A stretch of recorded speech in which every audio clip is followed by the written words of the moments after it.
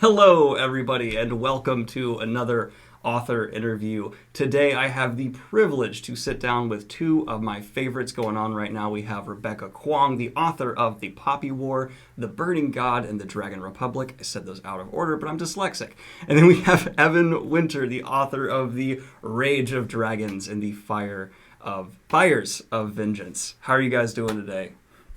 Okay, I I'm think this good. will be, I think this will go up after November 3rd, so we're all just kind of like, ah. I think there'll be a collective sigh or not, and then we'll continue from there. But thank you guys for setting up this dual interview. It's really awesome to do, and I'm really excited to get into a lot of questions we have here. The first one I actually have, I'm just going to pose to you directly, Rebecca, and Evan, if you have any response, I'd love to see it.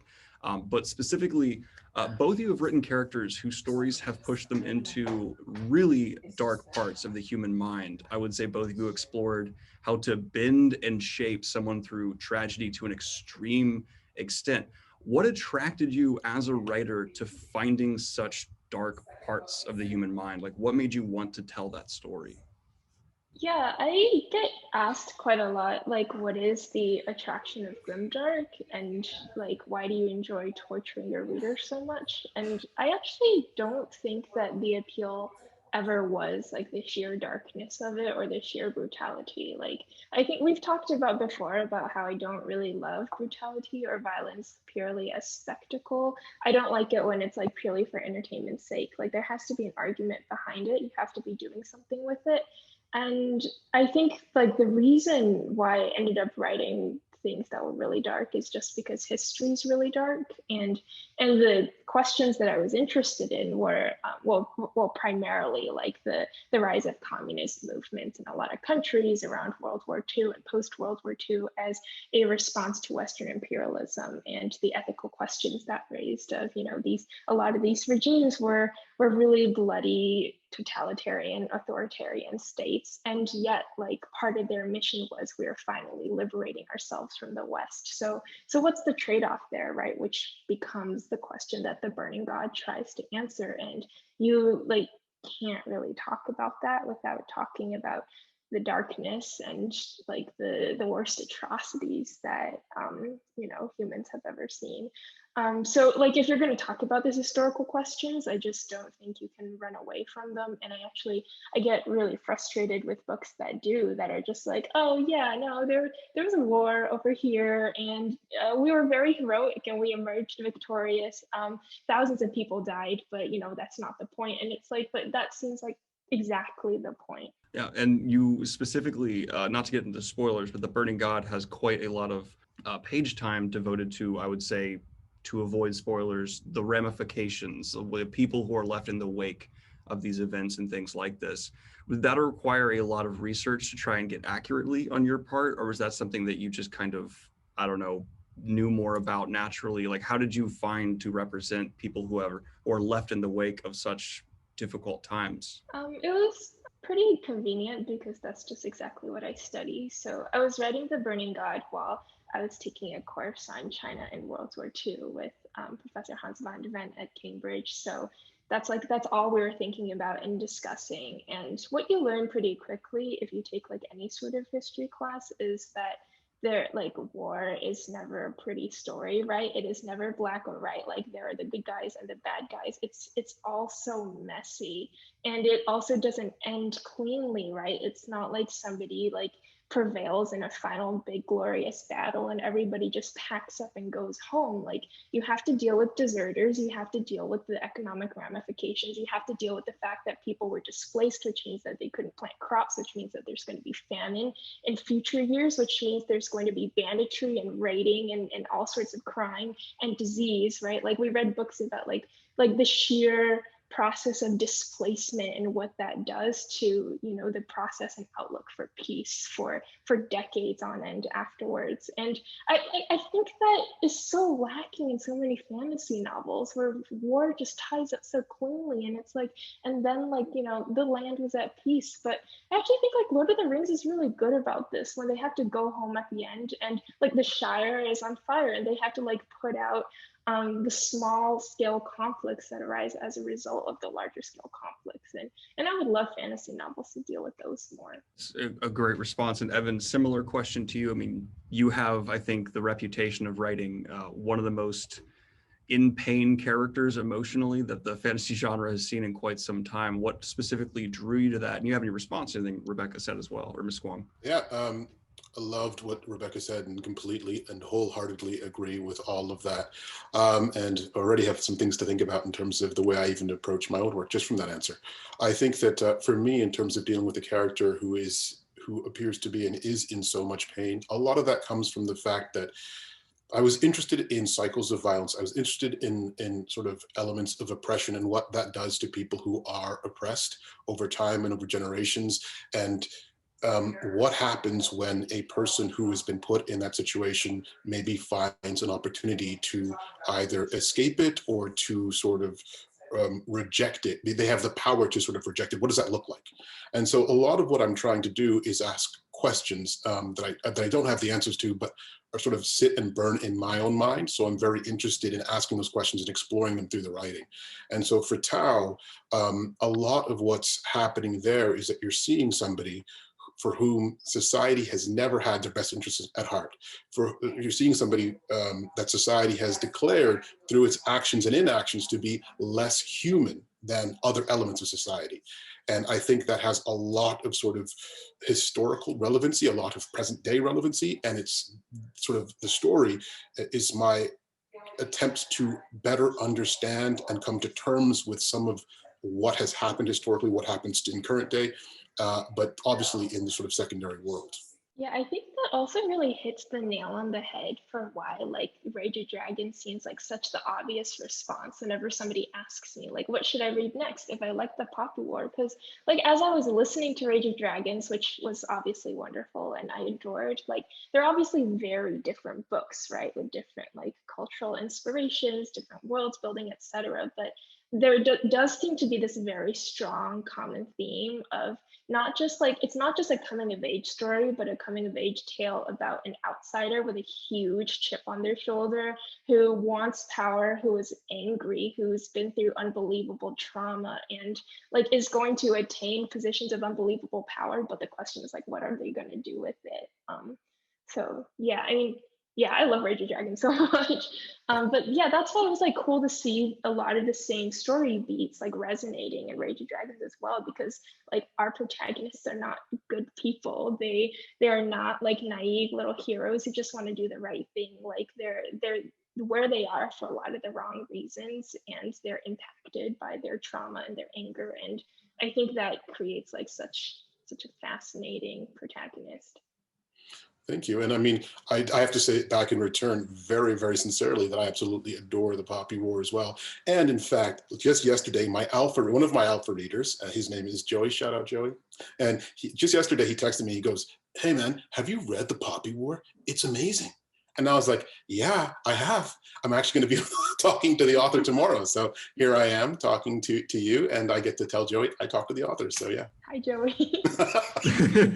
So I had another question here lined up, and that is specifically about writing the characters you have and their response to the trauma they've been in. And that's, do you think specifically, the response they have is something that's within all of us? Do we all have the potential to go to the places these characters have, or do you consider the character you're writing sort of an extraordinary outlier? Of course, stripping away the fantasy elements, the magic, stuff like that, the psychological response to the trauma, do you think that is something that we all have within us, or do you consider your characters to be a bit of something that is an extreme? I mean, I definitely see a lot of Rin's reactions to things as like wish fulfillment, right? Like if somebody insulted my professor in front of me, I would not just punch them in the face because I have a rational mind and checks on my impulses, but like Rin just kind of gets to do whatever she wants. And I think that actually is a reason why so many people like really enjoy her character and are like on her side, even though like none of us should be condoning anything that Rin does. It's because we all have these like pent up frustrations and grief and rage within us, and like we all kind of wish we could just let it all go and like inflict it violently, and like create this backlash against the world. And we don't, because we live in a society. But I think like another important like hallmark of the grimdark genre is that the line between good and evil is really really thin, right? And like these are not extraordinary people. Like they're extraordinary people because they live in extraordinary circumstances and they have extraordinary power, but they're not extraordinary people for the bad decisions they make and the hurts they choose to inflict, because I think we all do that. And I think it's scary to realize how easy it would be to be in that situation and also make the wrong choice. And I think it like if you were in Rin's position, it would actually take like incredible moral constraint, I think, to make what we think would be virtuous or right. But yeah, I think I like the only reason why, I would not do those things is because like I'm more of a coward than Rin is. Yeah, and I'm definitely more of a coward than Tao would be, I think.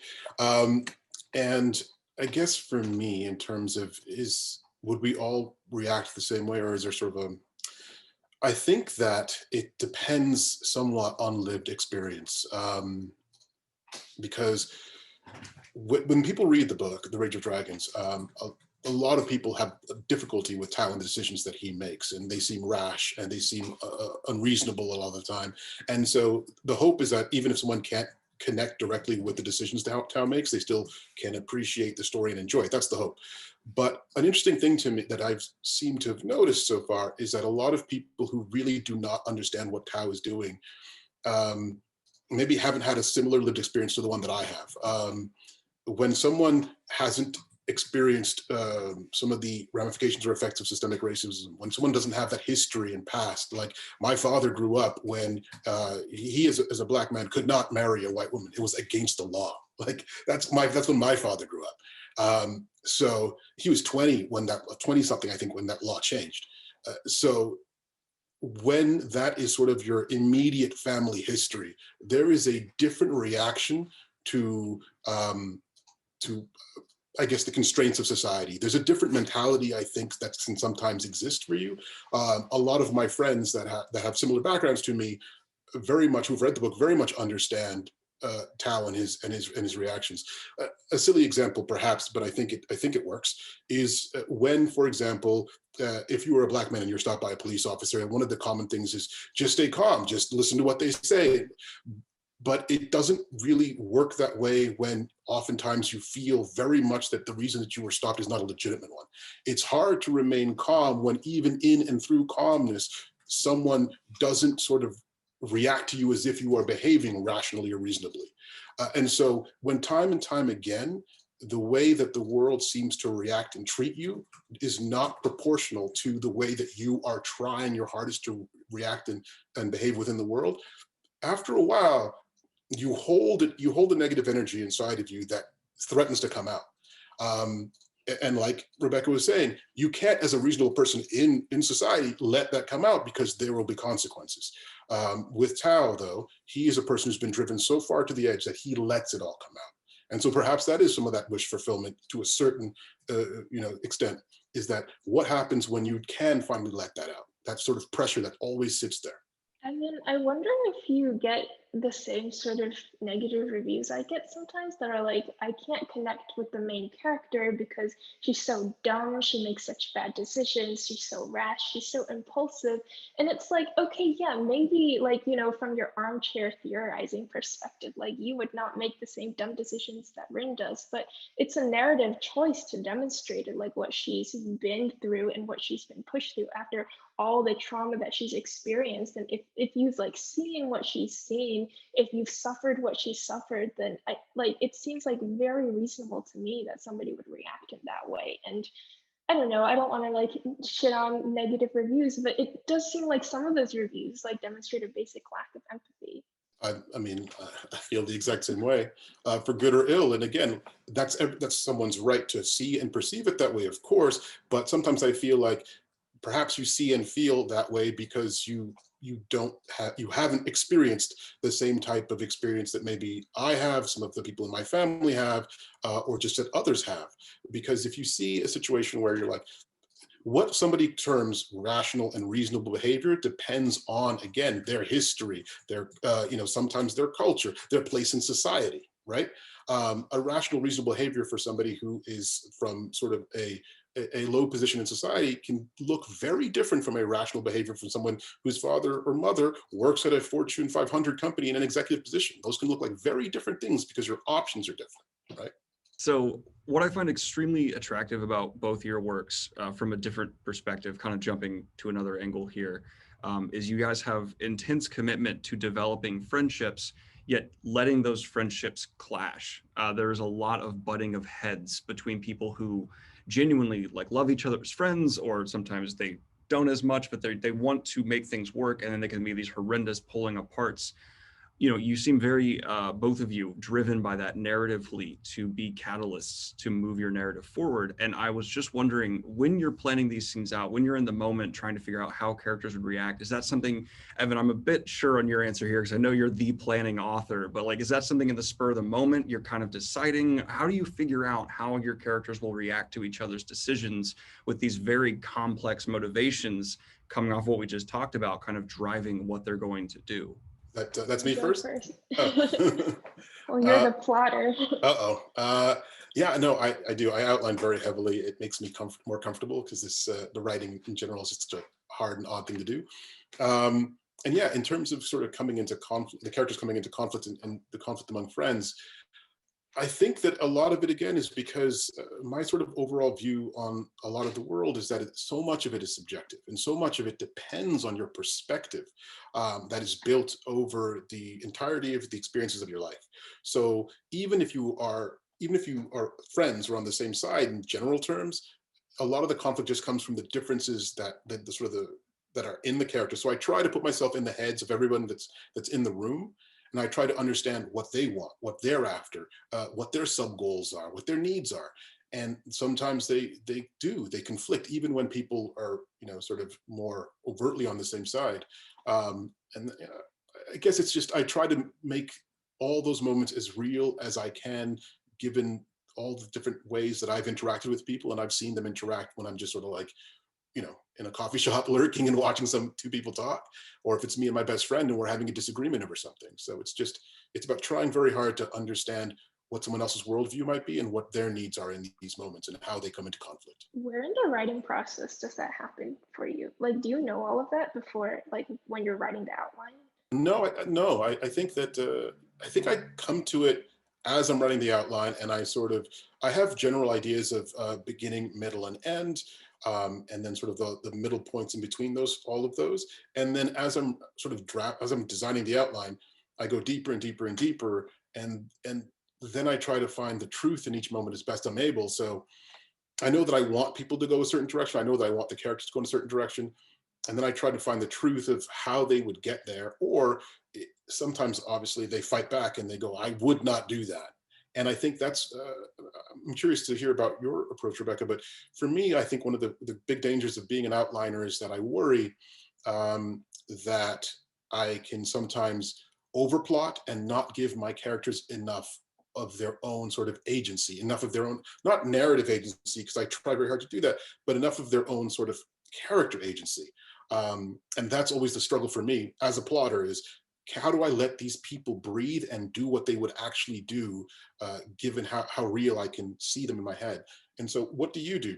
Are you more of a plotter, more of a character person, world builder? So I'm the opposite of a plotter. Oh.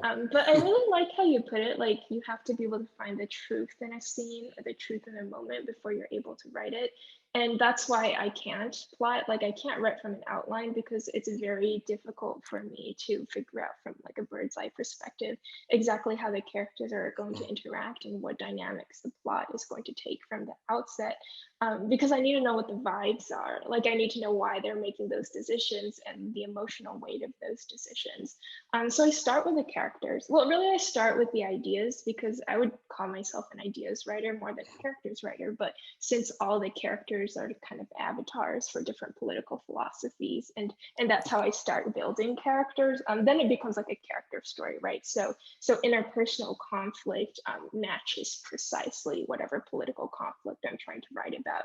And then once I've like vibed with them hard enough, by which I mean I just like write like, you know, like a nonsense draft of just scenes and dialogue and interactions where they're arguing about something and it's nebulous and I don't know what, and I don't know what's just happened or what's going to happen, or even if this scene is going to make its way into the draft.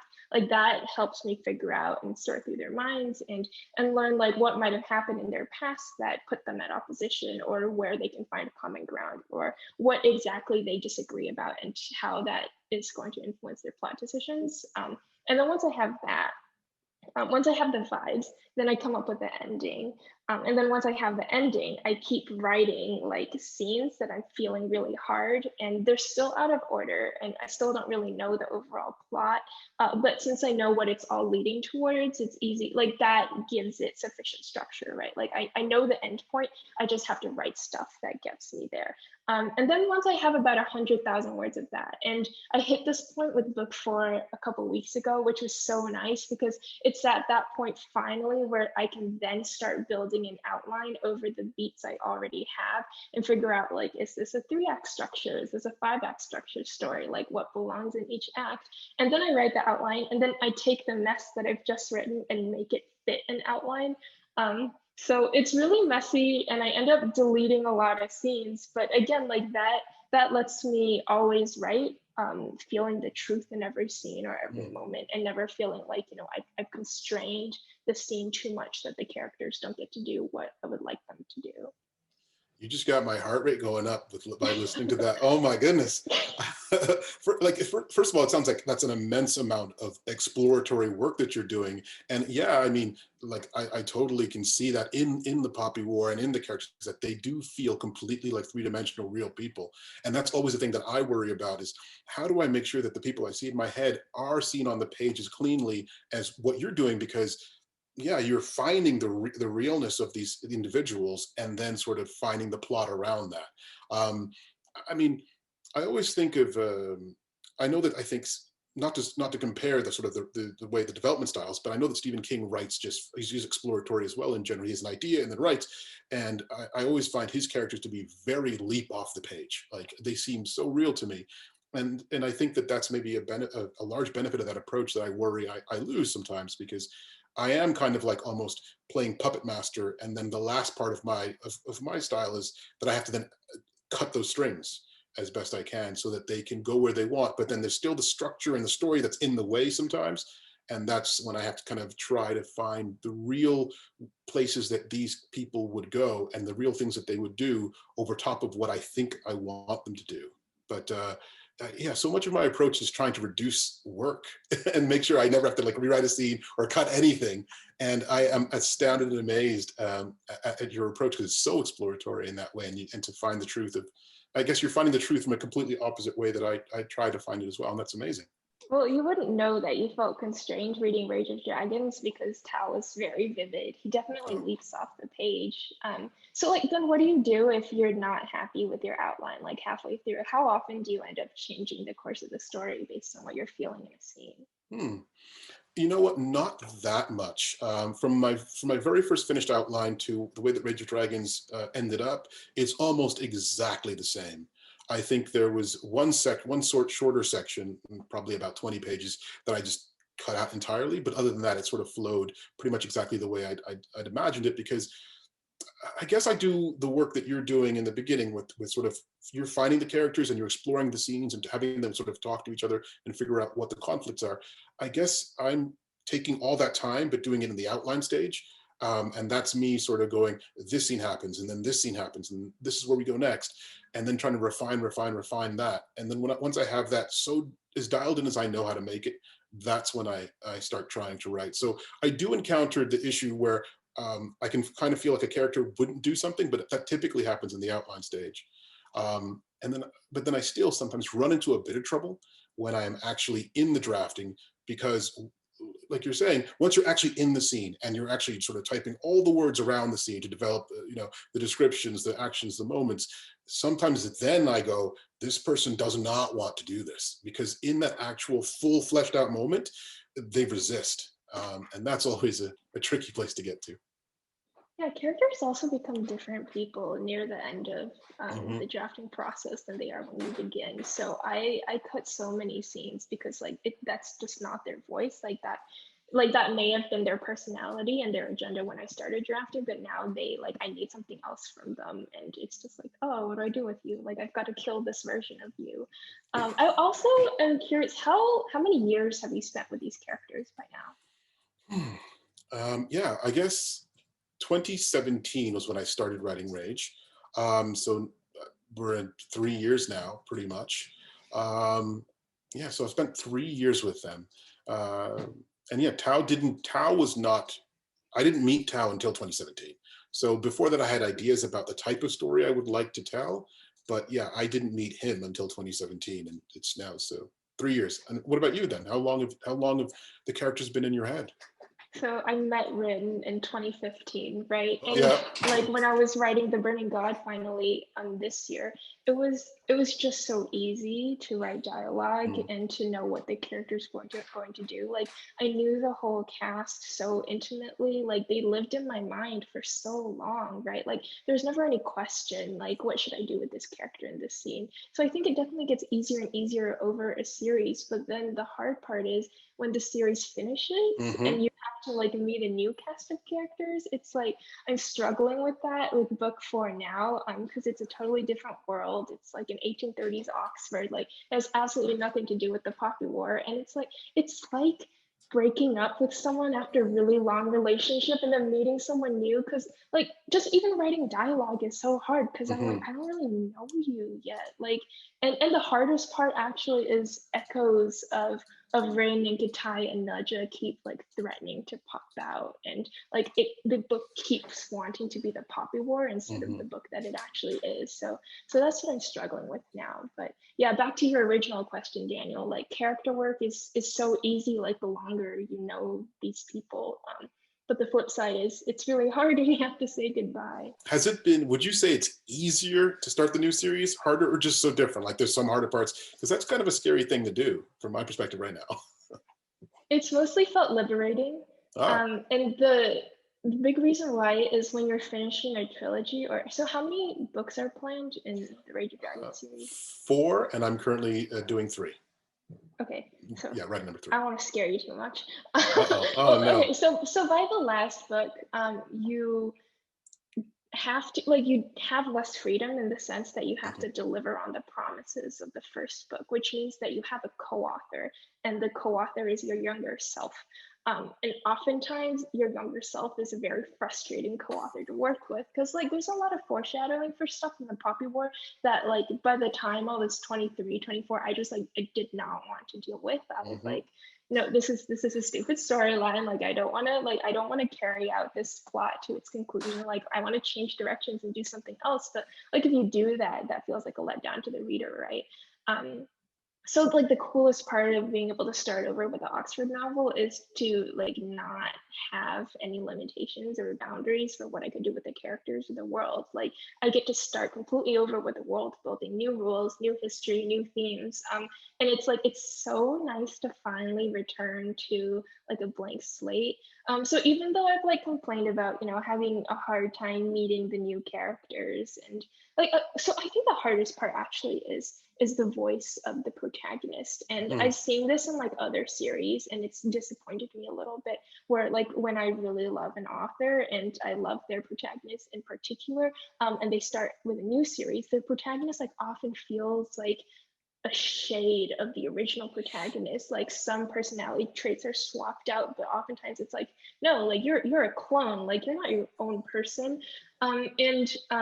So I was expressing some of these doubts and worries to V.E. Schwab, and her advice was the best thing you can do for yourself when you start new projects is to change like something really big about it. So like you're never tempted to write what you just did, like the whole, like, you know, it could be you could switch from past tense to present tense, or you could go from first person to third person, or, you know, something structurally. And so I did a lot of those things, but one of the big changes was the protagonist is like the complete opposite of Ren in every way possible. Like he's more like Hiccup from How to Train Your Dragon. Like he's a dude, right? Like he doesn't have her anger management issues. He doesn't have the same sort of traumatic background. He's not out for revenge. And that has made things a lot easier. Just trying to write, like, so then I don't have the temptation to just write a story that's all about some version of her again.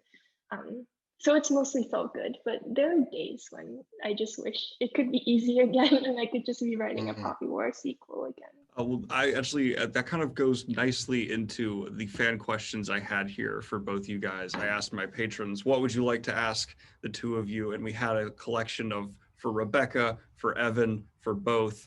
But I'd like to start with a for both one here that I thought both of you would do such an excellent job, but you're such different writers in your technical approach. It'd be interesting to see how you contradict. Both you pull heavily from real world history and cultures, and I'd love to know your process for how you decided to choose what to pull in, where to pull from, and you know how that developed throughout the drafts, the outlining, how to flesh out these tremendous aspects to your stories.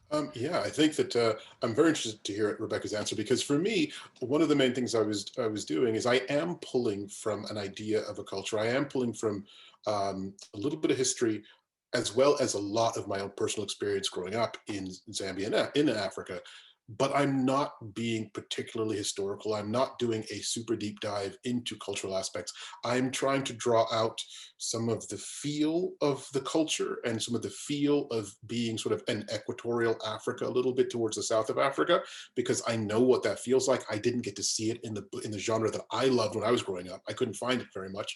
So I was interested and excited to sort of tell a story that would speak to that part of my life.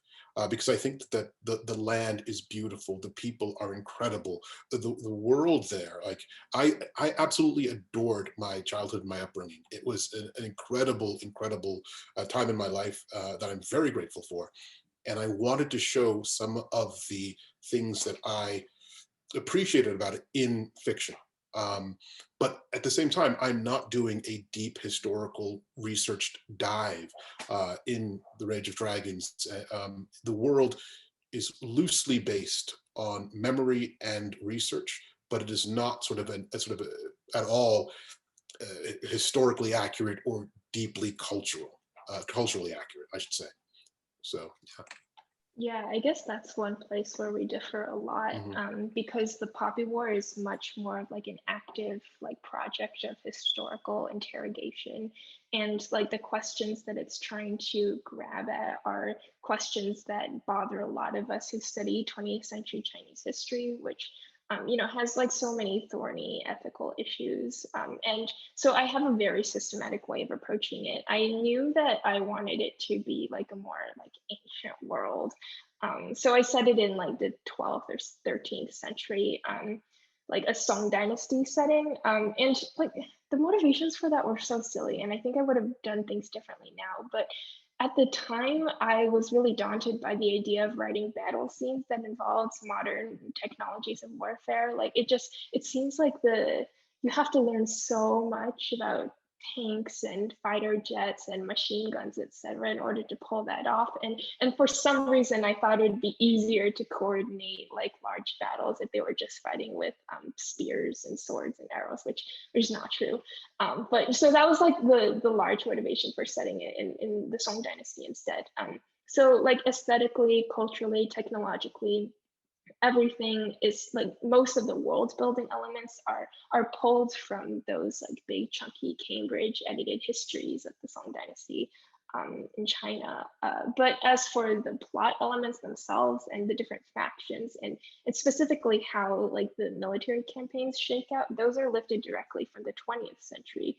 So, you know, the conflict between the nationalists and the communists, right? Like that becomes the conflict between Rin's faction and Naja's faction by the Burning God, the Chinese Civil War, the Second Sino-Japanese War, the continuation of the Chinese Civil War, like the early reign of the PRC after the communist victory, etc. Like all of that makes its way into the Burning God in particular. So like the generative creative part was figuring out how to transpose those very modern, very recent movements into such an ancient setting, right? So like, obviously we don't have Marx, we don't have Engels, so you can't just say, haha, communism. But there is a way to talk about class in like an old school like fantasy setting where you just like demonstrate the material conditions of class and wealth accumulation in the capital, for example. But yeah, I mean, now I'm getting thorny into the issues, but yeah, I think we have really, really different approaches when it comes to history and research. One of the things I would love to ask about that is the series feels so emotional, and but at the same time, you're trying to tell a narrative that has a very sort of focused academic sort of perspective. How did you inject the emotion into that? Like, it seems like such a character study, but there's so much sort of a meta narrative happening on top of that character study. How did you manage to balance those? Was that a concern or a focus, or? That's actually, yeah, it's quite hard for me actually, because I have a tendency to let the writing get really academic. And the reason that it doesn't feel that way is because my editor is very harsh with this. And I don't know if I told Daniel about this last time, but there was a scene. There were many pages in the Dragon Republic, which I really loved. One was, so most of that book happens on the water, and it's naval warfare, and it happens on rivers, right? But Arlong, the Dragon province, is inland. So I had to explain like how they're getting their ships out onto those rivers and how these naval battles are happening. So I went for a long time about the canal system and how beautiful it is, and like who created it and for what purposes it's used, and like exactly how wide and deep the canals are to allow these ships to go across. My editor was like, no one cares, right? Like, please just let us get to the action. And I was like, but the people will have questions. And he was like, I promise you that people do not have questions.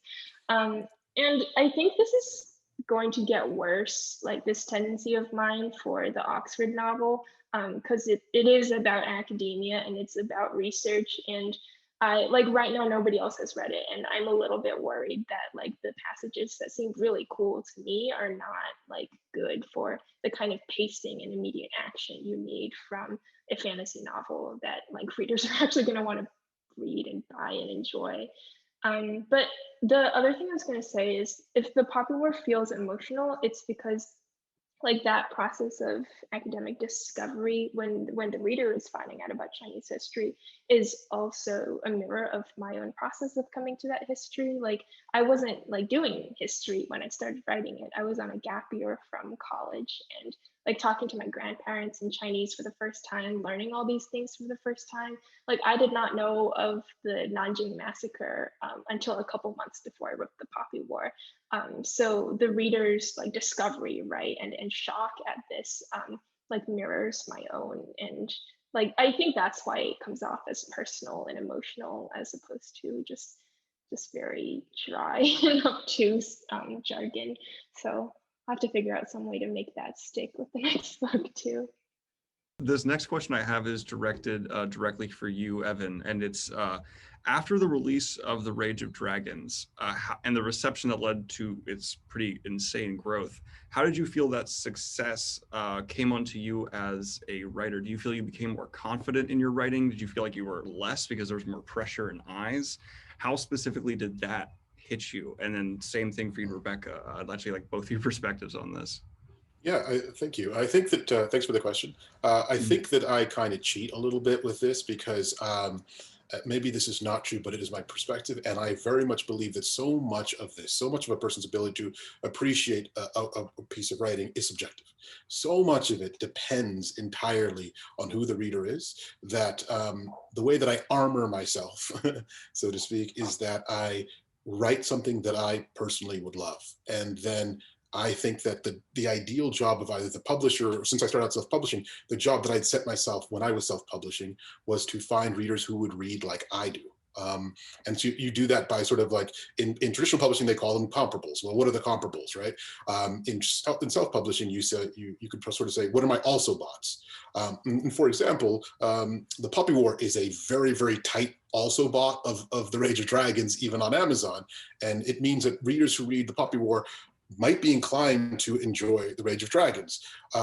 So that was my whole approach is I'm going to write for me because I can't know anybody else. And if I tell the story that I would enjoy, then I'm always armored because I go, I enjoy this. And given my belief that reading is subjective anyways, then I just have to find the right readers for the work that I'm doing. Now, the sort of the downside or the potential counter to this is someone saying, oh, well, then you never have to improve. If everything's subjective, there's no reason to improve. But I would disagree with that and say, the point is that you can always improve and you can always seek improvement because I write to please myself, but at the same time, I can do a better job of it. I can try to figure out more and more of what works for me, why it works for me. I can break that down, analyze, figure out the craft of it, try to put it back together until I can even surprise myself and go, oh my gosh, this blew my whole mind. I am in love with this. And that's the goal for me, right? So there's still an opportunity for improvement, even though I believe that the enjoyment of writing is almost completely subjective. And that armors me against, I guess, worrying too much about what's happening on the outside. Yeah, And if I'm you would, exactly the same way. Sorry, was that what your question was? I was going to slightly reframe it for you, Rebecca, because you've actually had a 1-2 now. You've had your second book out as well. And I was wondering if the experience actually changed from the first to the second book, if there was any difference there for you. I don't think so, actually. I look at this very similarly to Evan, where, well, so first of all, I think that your first book should be your worst book. And because you always want to be getting better at your own craft, right? Again, like you want to be telling stories in a way that satisfies you more and more with each subsequent novel. So that is actually what part of what like armors me against criticism. Like if people are criticizing the Poppy War, it's like, oh yeah, well, I wrote that when I was a teenager and I'm not a teenager anymore, so I bet you're gonna like what I put out next. And yeah, I just like, it doesn't faze me anymore. But I mean, it used to, and it took me a while before I realized, like reading or hearing about a very negative review where somebody just has like a very adverse emotional reaction to the book is not an objective statement on the quality of the book. Like, I think the book is good. I think all it means is that I probably don't want to get coffee with that person. But like, you know, if we all like read books the same way and enjoyed the exact same kinds of books, that would create a really sad book market where like only the same books got read all the time. And it's good that people have such adverse reactions to certain books because it means like, you know, there's probably something else they enjoy a lot more, and you know, they should, you know, run off and go read that instead. But Evan, how long did it take you for you to reach like, a lot of people call it like the Zen stage about reviews, and like I got there a couple months after the Poppy War came out, but I would have loved to have been there when it came out, because there's definitely like a period of like, oh my god, like what if everyone's right and this book's really bad, but now it's just like it doesn't even stick. Like I just don't care. You know, was that a long process for you? I think I was eased into it because I directed music videos for around 20 years, and given the artists I had the opportunity to direct for, the videos have been viewed about 500 million times. And this is on YouTube, and Daniel can probably attest to this. The comments on YouTube are awful. It's an awful place for comments and negativity sometimes. It's an amazing community, it can be, but like just some of the people that come in and comment can be awful. And so the nice thing about growing up in that sort of creative way was that it meant that people were critiquing not me directly, but the artist, because they don't consider the director. But then I would take the critiques on a little bit personally because I'd created the visual, and then be like, oh, the artist is doing this or whatever. I don't love this interpretation of whatever. And so I'd kind of take a little bit of that on. But then I'd also see the positive comments. And so I had 2 decades of doing that work and seeing that happen over and over again, where it wasn't directed primarily against me, or I couldn't take it too personally, but I still could sort of let it hit me a little bit. And then it meant that by the time I got to writing, I just felt more like so much of this is subjective. So much of this depends on what you like or what you don't like, what you're bringing to the book, what you're not bringing to the book, what you've read before, right? Somebody who's read 1,000 fantasy books is going to read The Rage of Dragons differently than someone who's read one. And they'll think about the books differently based on all of that. So, and I can't control for that. All I can control for is that if someone comes to the book exactly as I would, they would think it's pretty cool. And so, yeah. And so when somebody says 1 star, this is awful, I absolutely hated it on the book. And I just think to myself, hopefully you find something else that you would like much better, because the book that person would love is out there. It's probably not going to come from me ever. And that's okay. Yeah, that's how I feel about 1-star reviews. It's like, that means that there's just nothing you could have written that person would have liked. They just like want something totally different from a book. I will say sometimes I buy books based on 1-star reviews. Like if I see a 1-star review that's like, hated it, it was too violent, too much politics, so much cursing, I'm like, yeah, that sounds like my thing, I want it. I love that. That actually kind of nicely transitions into my next question for you, Rebecca, which is one that I completely agree with. And that is, the person said, for your future projects, whether it's Poppyverse or not, your love of history clearly like bleeds off of you as you write. I mean, you are someone who is very much so inspired by your passion for history. Is that something you feel will always be a part of your writing? Or do you ever see yourself kind of veering away from that and writing something completely sci-fi, dystopian, no connection to history? Well, I think that it's impossible to write anything that is not historically informed or doesn't engage in the real world in some way. So I'm going to push back on the sci-fi dystopian like category, because I think those engage in society in really important ways. But just in my particular case, like, no, just absolutely not. And that's because like writing's not even like my primary career or my first passion. My first passion is like my research, and so I do like Chinese literature and Chinese literary history.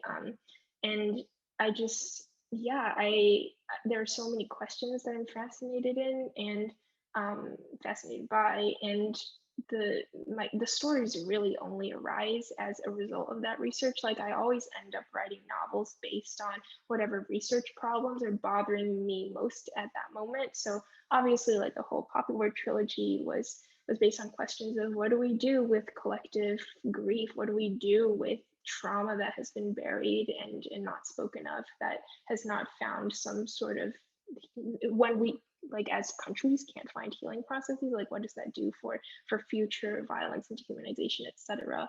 And with the new book, now I'm really interested in the questions of student revolution, translation theory, and the university as a site of both violence and violent knowledge production. And especially recently, now this is getting meta, but the questions that are bothering me most is, what even is the point of academia?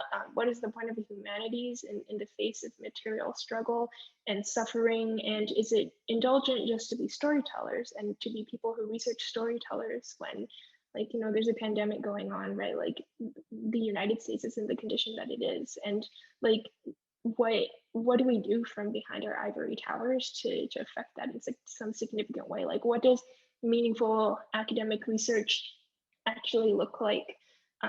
So yeah, I think that I'm just like, I'm so young, and I've also been so sheltered that if I tried to write books that were not based on my research, I would be drawing from a very small well of personal experience and emotions and ideas, that the stories would just be kind of bland and uninspired. So the nice thing about academia and history is that it forces you to keep asking really difficult questions about the world you live in and why people do what they do. So yeah, it's always going to be very closely tied to research for me, which is why I'm always going to be struggling with figuring out how to make my writing not boring.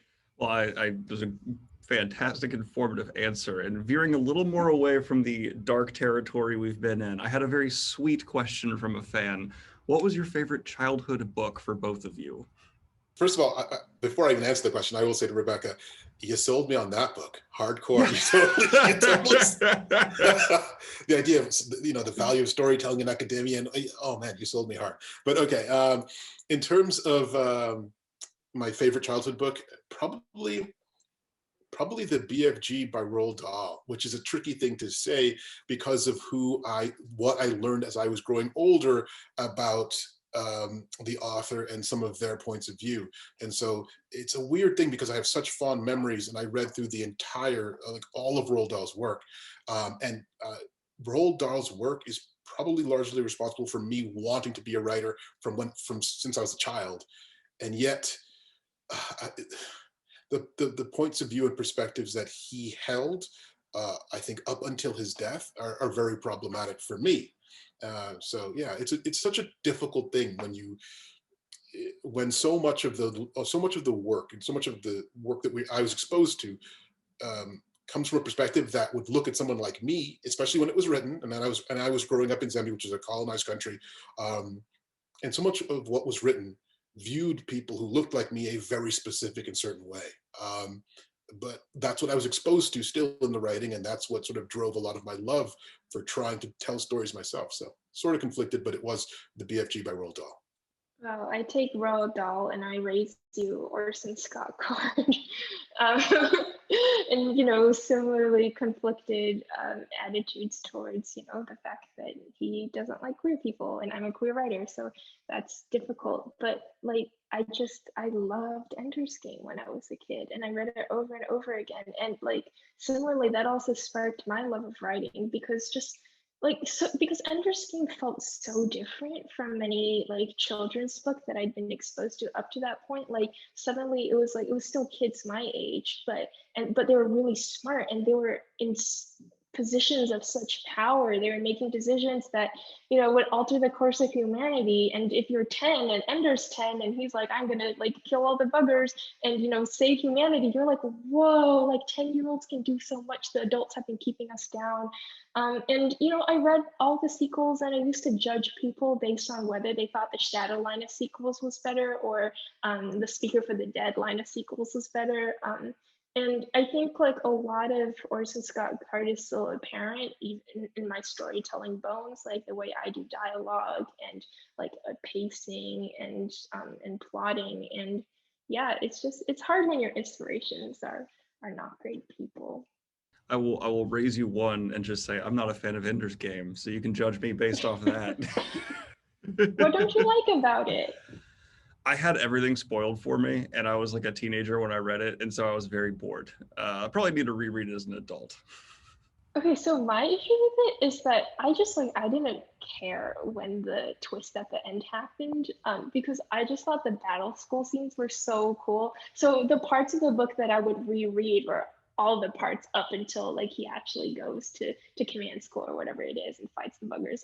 Up until I thought that was the worst part of the book, and I was I wish he would stay at battle school forever. So I kind of see where you're coming I will from. say you're the first Ender's Game fan I've ever heard say the ending is the worst part of the book. That's extraordinary. But and I had 10. Yeah, fair. Well, I will probably agree with you, because I don't like that twist that much, but I'm an Ender hater. I'm just going to chime in here and say that the twist blew my mind. I was like, what, for real? So it totally, it rocked my world. And I also love the battle scenes, and they influenced me heavily. So yeah.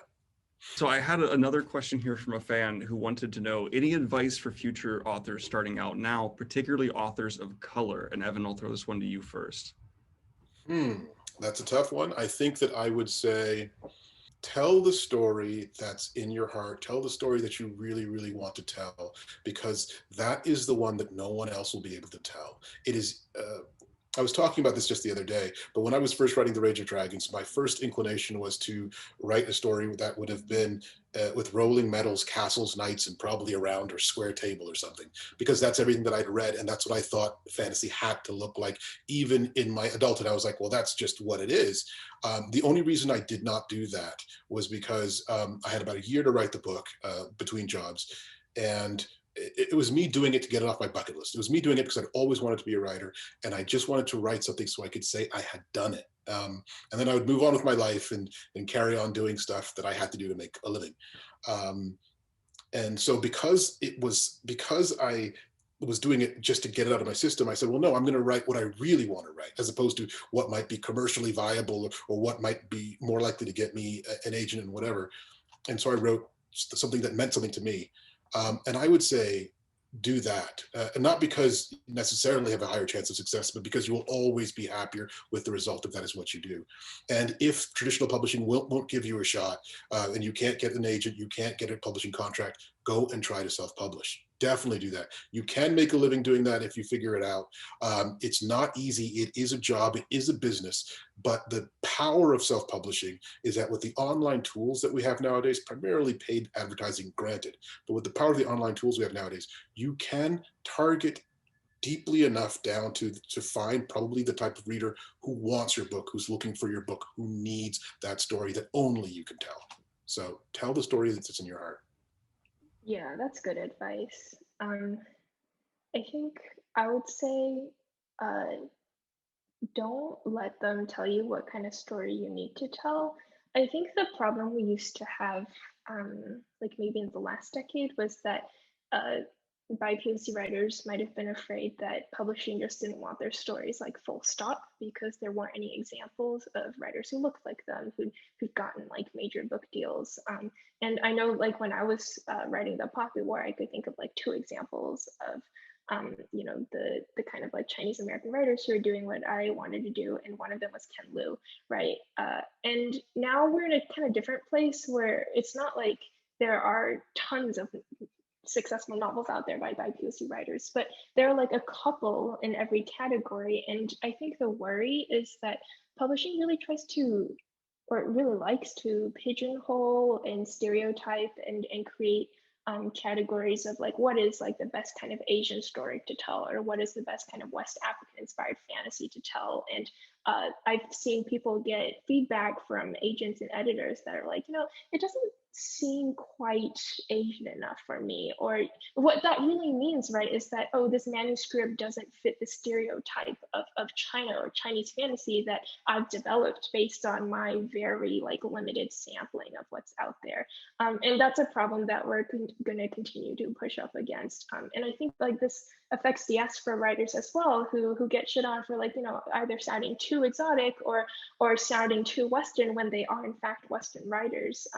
And this aligns the fact that there's like such a huge multiplicity of experiences and diversity in the stories that we grew up with. Like everybody has their own different version of like folk tales, for example. So yeah, I guess like I would bifurcate the answer. First, like don't tell them what kind of story you need to tell. But second, don't let them tell you that the story you want to tell has already been told. Because we've all seen the numbers and they straight up have not.